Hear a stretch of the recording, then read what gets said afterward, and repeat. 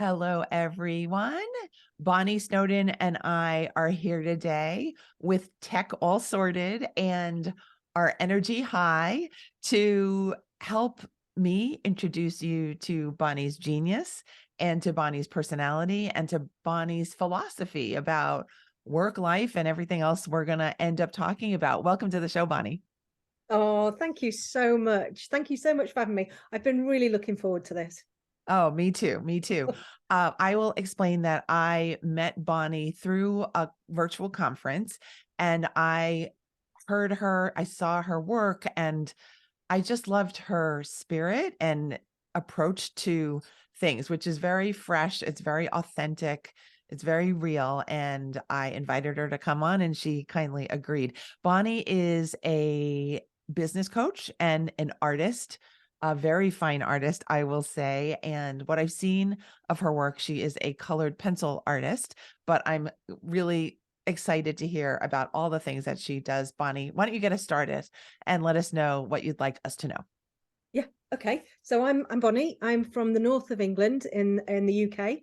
I am a single mum of three, and I've got loads of dogs and a cat. And I discovered art again in 2016. So I haven't been drawing very long at all. I picked up colored pencils purely for the mindfulness. So I was a business coach.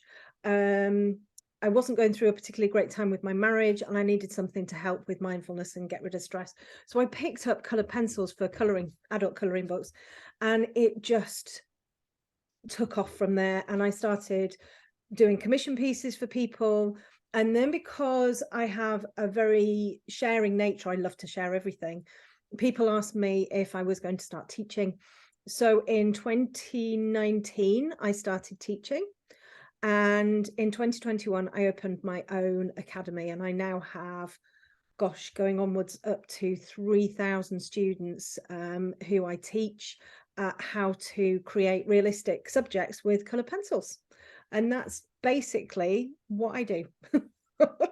That's amazing. And when Bonnie says realistic, she's really meaning realistic. We're really imagine seeing a dog and believing that you can feel it and touch the fur. That's the detail and beauty with which Bonnie does her work. It's stunning. It's really stunning. So thank you, Bonnie, for explaining these things. Now, it was my false assumption that you became a business coach after being an artist. So it's great for me to hear that it was the other way around. Mm. Why don't you talk about the business coach part of your story? How did you get there? Oh, well, this is really interesting, actually. And I think you are, I think there'll probably be some, really. So I worked in design since I was 17. So I did 2 years at art college, wanted to go on and do a fine art degree, wasn't good enough. And my dad got me a job in an advertising agency as a tea girl.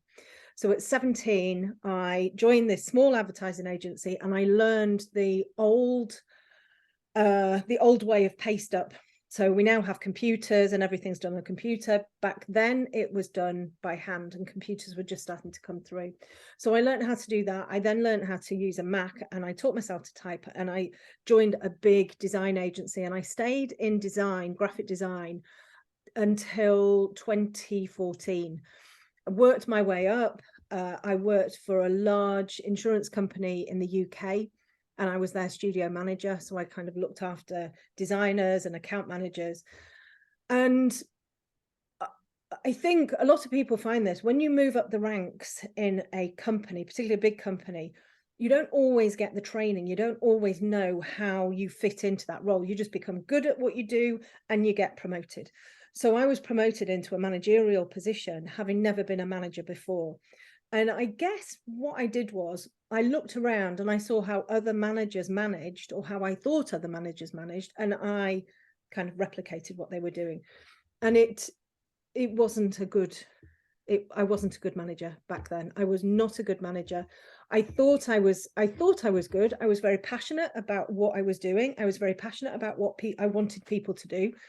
And I don't know whether you have these. We had them back then in corporate. You have these things called 360s. They're horrible. Yeah, I understand what you're saying. Yeah, Yeah, these that situations where you interview everyone in your that's orbit. it. Yeah, yeah, and everybody gives their feedback. And I didn't have good feedback at all. I didn't have good feedback. And I could have gone one of two ways. I could have gone, everybody doesn't know what they're talking about, and I don't know what's the problem is. I'm a brilliant manager. Or I could have taken that feedback and gone, oh gosh, I need to do something. I either change how I manage, I change how I believe I manage, or I'm out of a job. So I decided to do a coaching degree. I paid for it myself. I put myself through a coaching degree, and I became a qualified business coach.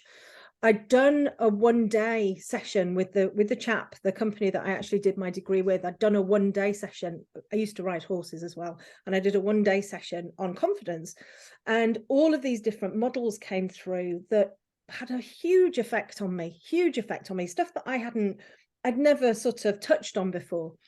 And these were all of the models that came through in the coaching degree that I did.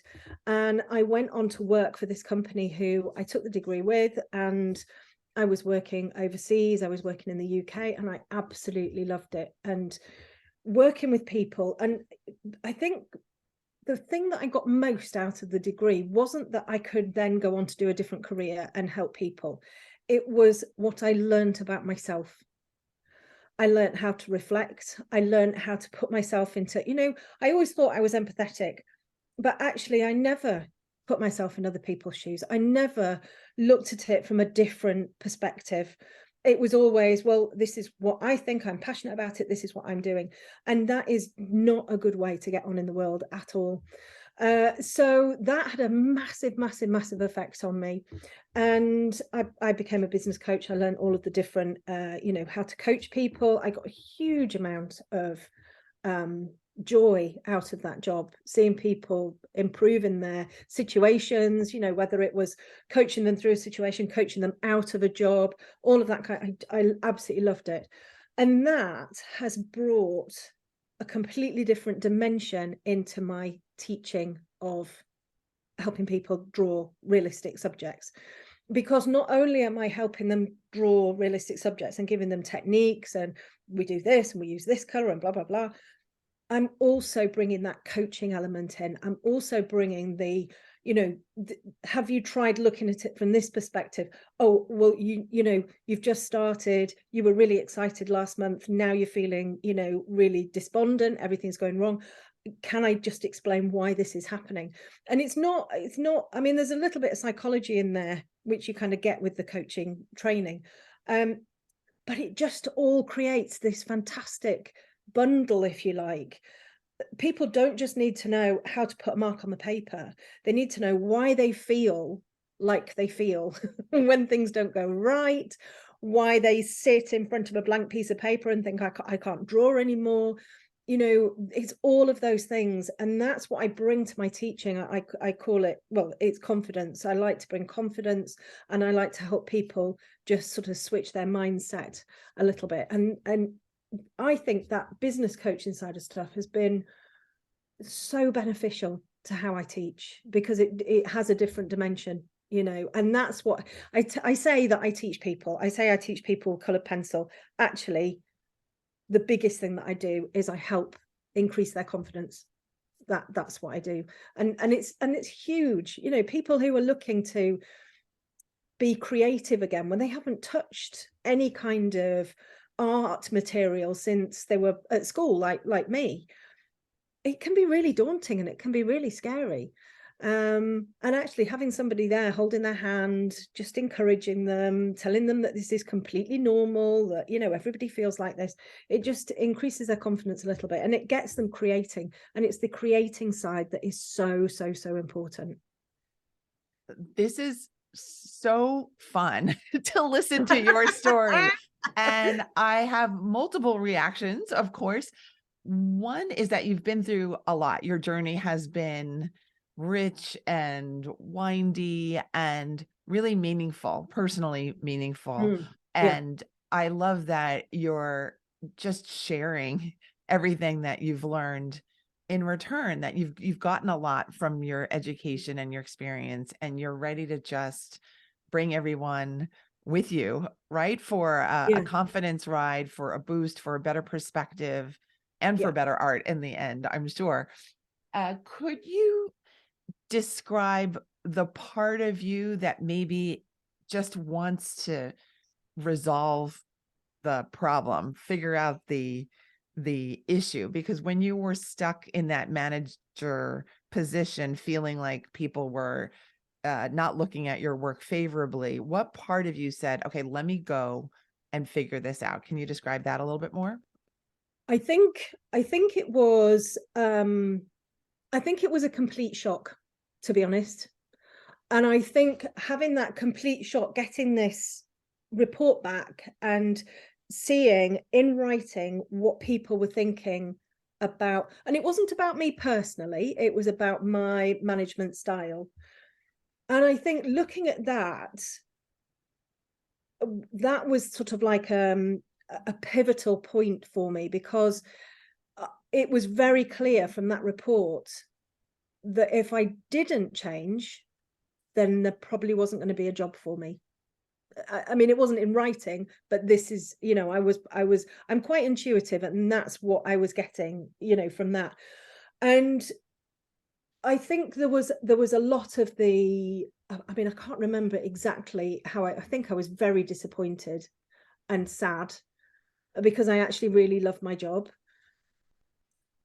And I think at that point it was probably a case of, well, okay, I either do something about this, it's there's evidence that what I've been doing is not right, or I go and look for another job. And I actually really like my job, and I really like my team, and I thought this is actually an opportunity for me to develop as a person. I mean, how old was I? That was back in oh gosh, 20. I must have been about 40. 40. Must have been, Mhm. no, when was it? Oh, I can't remember. Anyway, it was, I think it was a chance for me just to go, do you know what? I can do this. And this actually could be, rather than it being a really horrific experience, this could be where I actually can become a much better person. Um, and that, I think, was that point where I was just like, right, let's see how I can make a change here, because clearly a change needed to be made. Yes. Not everybody was lying. They were Yes. telling the truth. Yes. you know The words that come to mind are growth mindset, that you didn't feel the need to stay stuck at that level or with those behaviors or with that feedback, that you saw that as a jumping off point for your life. May I ask about the empathy piece that you spoke about just after Mm, talking about that 360? And you said, well, you thought that you were being empathic, but it turns out you actually weren't acting empathically until you were made aware of what was involved. Can you describe your thoughts about how that yeah, came to be and how you made that bridge? yeah. You see, so I guess it's funny because I come across as a very confident person, but actually I'm not really. As a child, I really wasn't very confident at all, and I'm much happier on the other side of a screen, or in my own company. I'm really happy in my own company, or in a group of people who I know.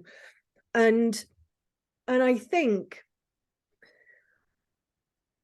I think I don't think I had a problem with understanding people, but when you then get put into a position where you're managing a group of people, and some of those people don't think the same as you. We had a quite a diverse team. People were very different personalities, and I guess because I'd purposefully always stuck to a small group of people who I knew very well, and who probably had very similar personalities to me, it was very easy to understand what other people were thinking and how other people were feeling. When you're put into a bigger, wider team, um, I guess you have to take the time to understand other people.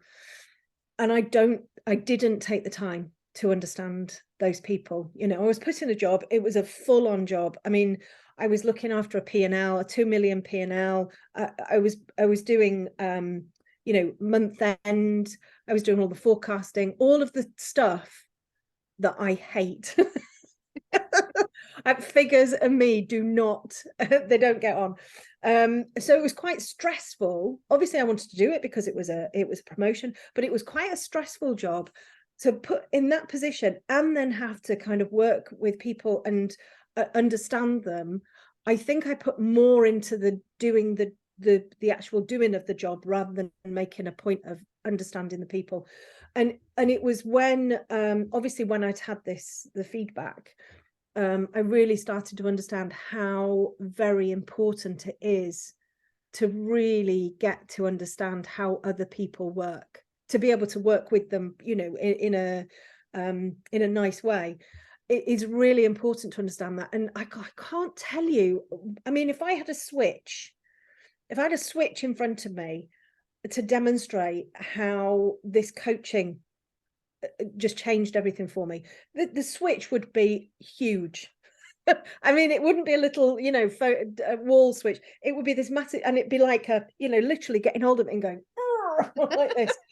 It made an enormous impression on me, and it was like part of my brain hadn't been being utilized. I know this sounds really strange, because and it makes me sound as if I was a horrible person, and I really wasn't a horrible person. I was exactly the same person as I am now, but there wasn't that understanding of, you know, you everybody has a different view of the world.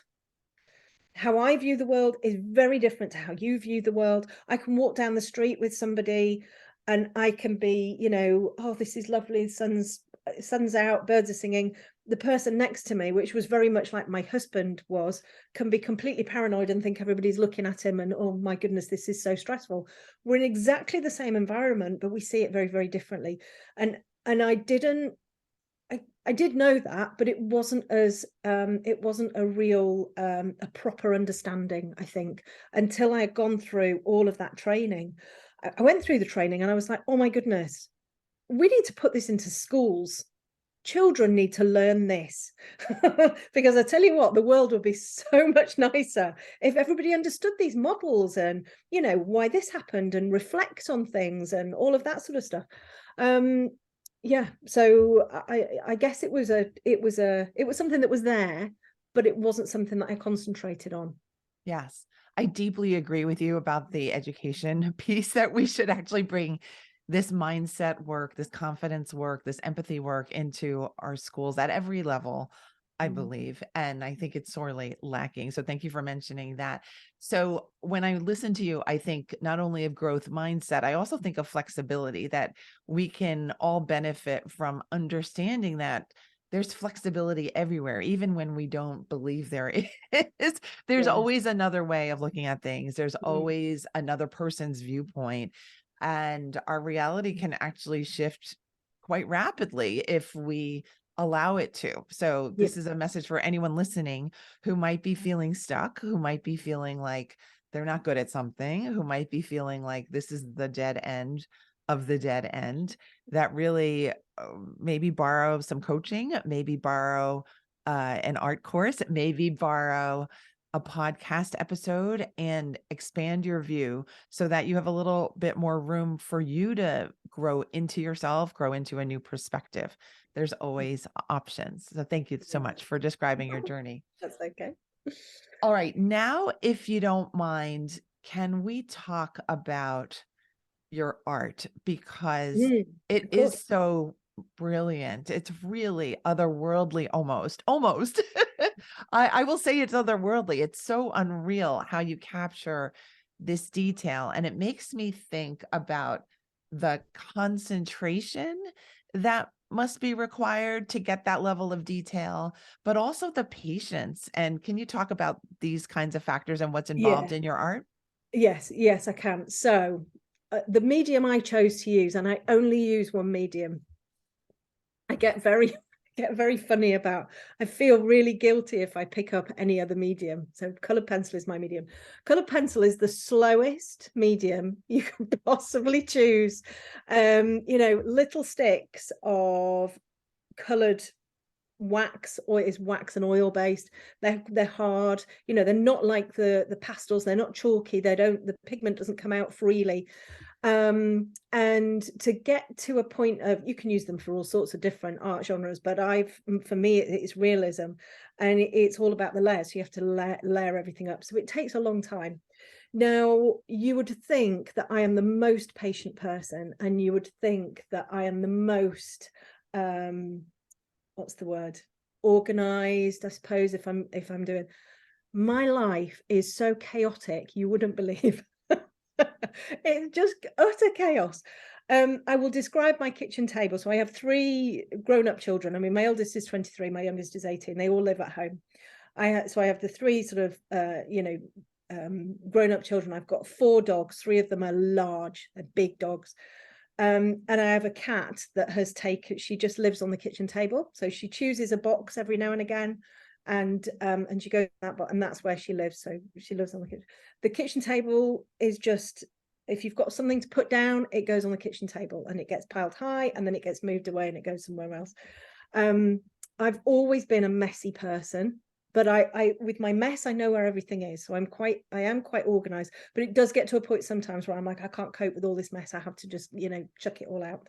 So my life is totally chaos. I rebel against any kind of structure and being organized, which is not a good thing when you're trying to run a business, particularly if you have a team who you know are working with you. And particularly if you're wanting a life where you can do lovely things, because if you're not organized, then it all gets a little bit messy. So my life actually is incredibly organized, but every now and again I have like a bit of a blowout, and I rebel against it, and I chuck everything out of my diary. But I've chosen the most controlled medium that you could possibly get, apart from maybe something like pyrography, or you know, something like that. It's a really, really controlled medium. You control every single stroke that goes down. You choose how your colors are layered. It takes a long time, you know. So I'm drawing a horse at the moment, and last night I drew it's quite big, but I drew the forehead, and it took me, you know, 4 hours to get anything like where I wanted to get to. So it takes a long time. A piece can take anywhere between 20 to 70 hours, even more if it's a big piece. And it's the complete opposite of how I as a person am. Complete opposite. You know, I'm very laissez-faire. I'm very laid back. One of my values is very much about it'll be fine. You know, I have the faith that everything will be fine. Everything will turn out fine, even if it's something horrific. It'll be fine. It'll all work out.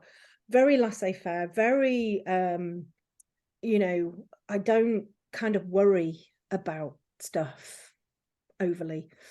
But my medium is, I think, where I can channel the control. That's where the control in my life comes from. That's where I can control my life.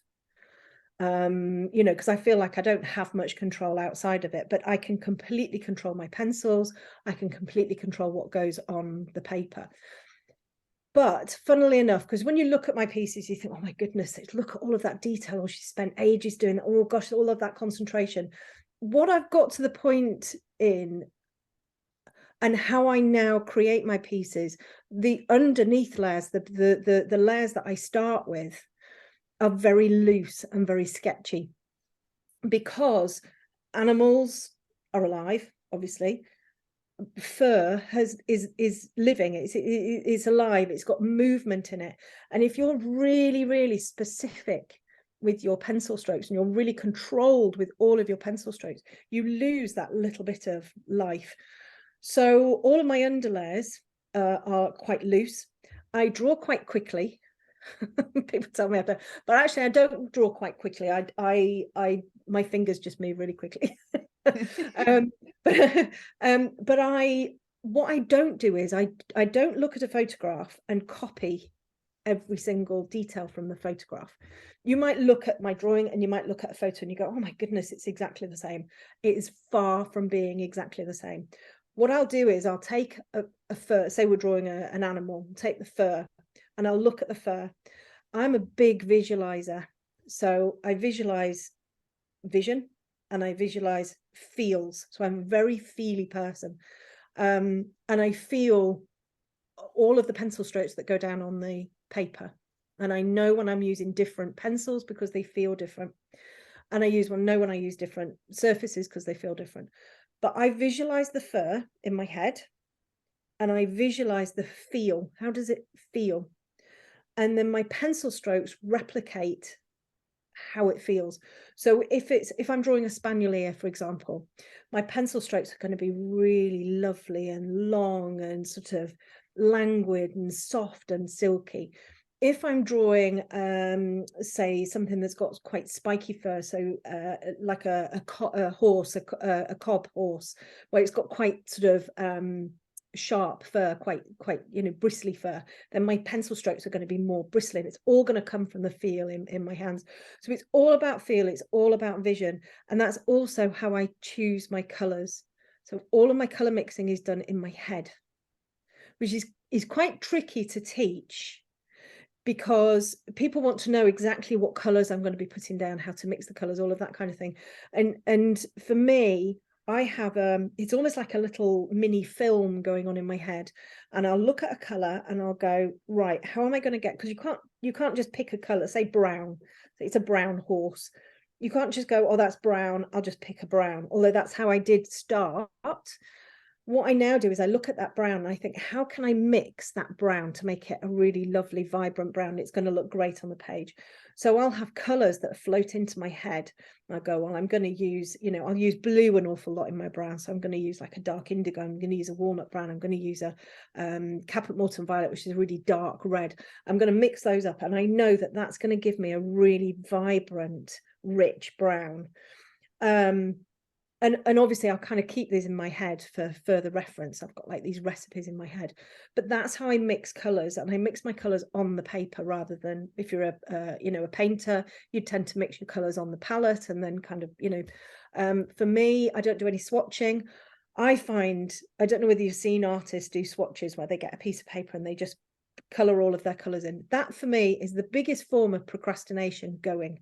That for me is like, I'm too scared to start a drawing. I'm going to swatch all my colors. Yeah. Yeah. I think I've seen other forms of procrastination, but I understand what you're saying.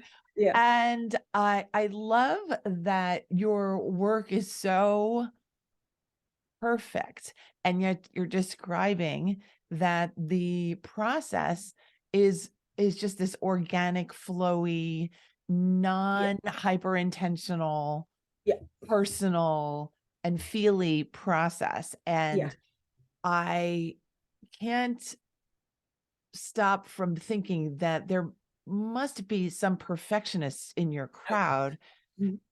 No, Me. I'm not a perfectionist you're at all. not one, I'm but not. My students are. the students, can you talk Yeah. about that? Because your art, really, everyone, I keep talking about this art, but it's just glam, glam, glam, beautiful. And really this feeling of perfection. And so I would imagine at least some of your at the audience that you attract are looking Mm. for the perfect answer, the Yeah. perfect technique. And what Yeah. do you do when you have people feeling the need for hyper control and Yeah. high intensity control? Yeah, that's a really, really good question. And it comes up time and time again, because this is what stops people from moving forward. They want to make it perfect. We can't make anything perfect. Is there, isn't it? Perfect. Once you've done it perfectly, you don't need to do it again, do you? Because it's done. It's perfect. For me, perfect doesn't come into it. I said before, I'm quite laissez-faire, so I'm very laid back. Yes, I will spend time and I'll have visualized what I want something to look like, and I'll spend time getting it there. if it goes wrong, or if it doesn't work out quite how I want it to, I will either make a plan and get it to where I want it to be, or I'll look at it and I'll go, actually, do you know what? It's fine. There's nothing wrong with it. It's absolutely fine. Yeah, that bit there could have been a bit better, but um, I'm just going to move on now. It's absolutely fine in the whole scheme of things. When the whole thing is finished, who's going to notice that? Nobody. So it doesn't matter. But what happens is I get a lot of students who get stuck on that. No, I need to get it perfect. So they'll get stuck on one particular part of a piece, and they'll get really, really frustrated. And it even stops people from drawing. They just put their pencils down and they say, I can't do it anymore. It's so frustrating. I can't do it anymore. I need it to be perfect. So I have, in my membership, I have a monthly confidence session, and I bring all of these different elements into the confidence session. And I try to help people get over the perfectionism just by showing them that you don't have to be perfect. They're with me all of the time. I mean, I'm in my group. We draw live every week. They know that if something doesn't quite go right, I don't get really upset or fed up. So hopefully what I'm doing is I'm showing them that you don't have to be perfect. And actually, perfectionism is just the absolute, it kills all joy. We're here to really enjoy the process of drawing. Is the most amazing thing, because it takes you somewhere else. Takes you, you were talking about otherworldly, it takes you into a different world. It completely does. I very often find myself almost waking up when I've been drawing, and I look down and I think, oh, that's done. You literally go somewhere else. And if I was being perfect and like getting really frustrated with, one piece, I wouldn't ever get into that flow. I wouldn't ever get into that place where everything is just, happening. And this is what I try to teach, and I try to show by example. It's very difficult, I think, when somebody has a personality where that perfectionism is very much part of their personality. It's very much seated in their beliefs and their values.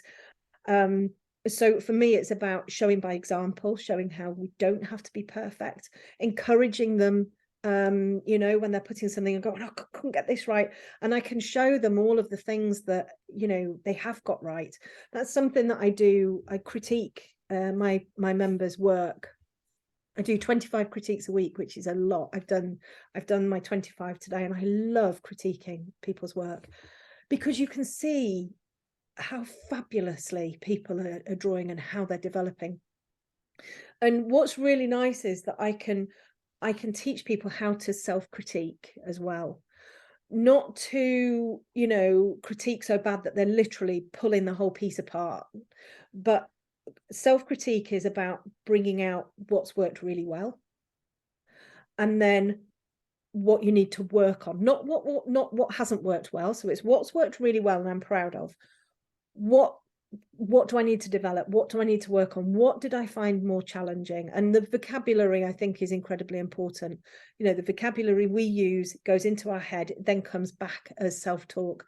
And if we can use lovely vocabulary for ourselves, for our self-talk, then we're far more likely to get, better results when we start doing the drawing.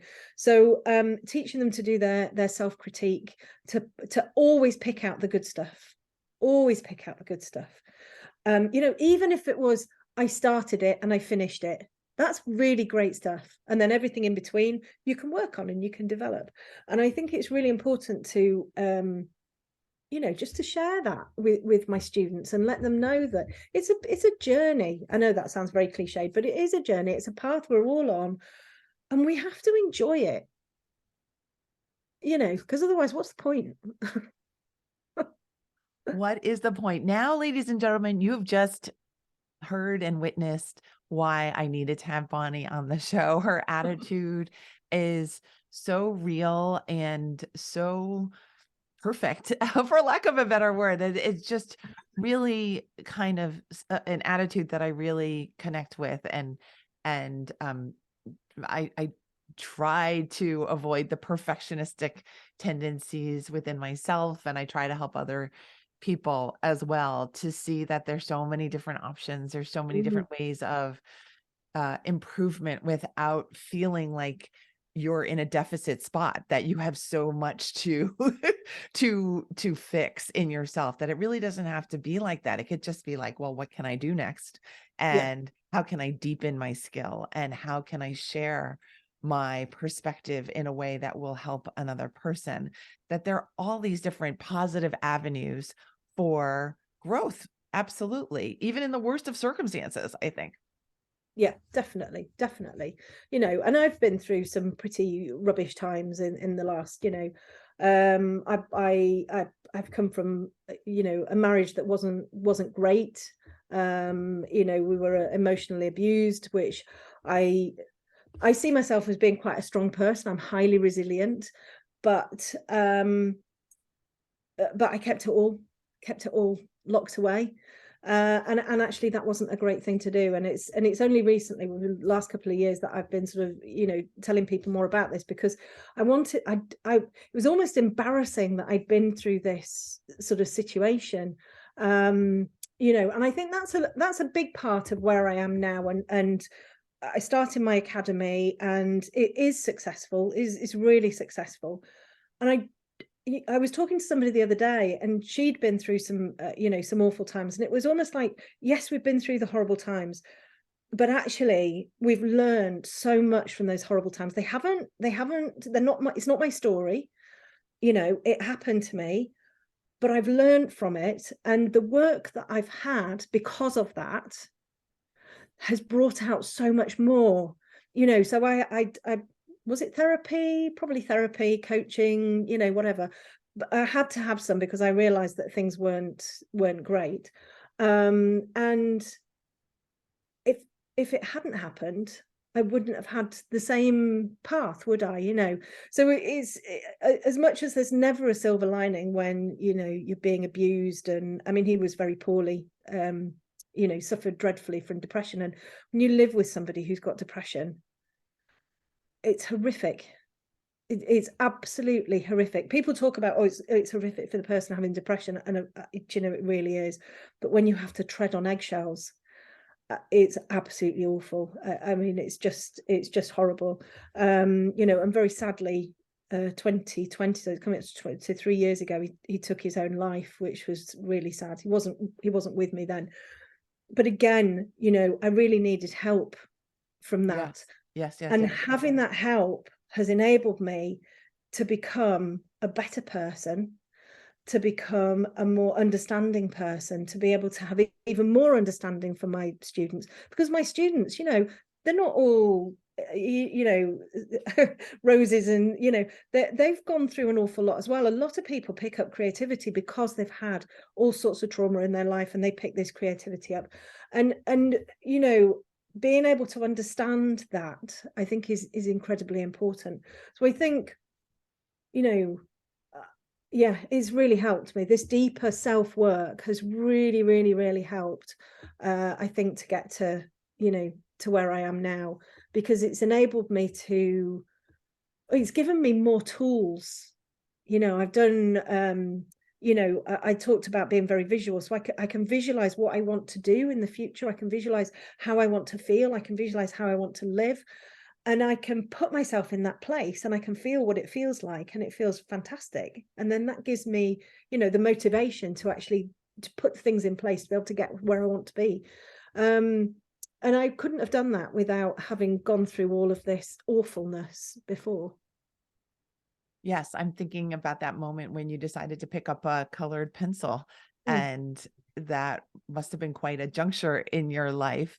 mm. And I'm so grateful that you've been able to create so much beauty and wisdom and joy from the laissez-faire approach, and from Yeah. all the coaching and the growth and the work that you've done within yourself and also with your community. I want to thank you also for sharing your work and your wisdom with us today. I feel like joyful to know you, and Oh. I feel like I'm going to gift your academy membership to a few people and maybe even take part myself. Can you please Oh, that would be explain nice. how I would love to stay connected. I will stay connected with you, I am sure. Yeah. But your art again, it just, so good. Oh, So you're so sweet. You're so kind. Well, if you want to have a look at my work, you can find me on Facebook and Instagram, and it's Bonny Snowdon Academy. And then my website is bonnysnowdonacademy.com. My membership, I have loads of free stuff. So if anybody's out there wanting to just have a go, I've got loads of free stuff, loads of sort of mini tutorials, about 40 minutes long, that just gets you going. Even if you haven't got, like, you can just use printer paper and your children's crayons or your grandchildren's crayons. You can use anything. And I've done them that way just to get people, starting to be creative. And then I take new members on every sort of 3 months into the academy. So the next opening is beginning of April, that I take new members on. okay, terrific. I'm also seeing one of your One of the dogs, that's poor Slipper. dogs. Yeah. Yeah, they've been very good. Yeah, yeah, yeah. No, I have 2 large dogs of my own, and they somehow seem to know that when podcasting, we need to Yes. chill. So Yeah, we're yeah. lucky women. So I feel very lucky to know you, Bonnie. Thank you so much for being here. Oh, my absolute pleasure. Thank you so much for inviting me. All right, everyone, explore your creativity, explore your deeper self, explore the part of you that can let go some of the constraints that you might have in your day or in your mind, and come back and visit me on the show next week. It's the Make Time for Success podcast. Thank you so much for being a listener. Bye bye.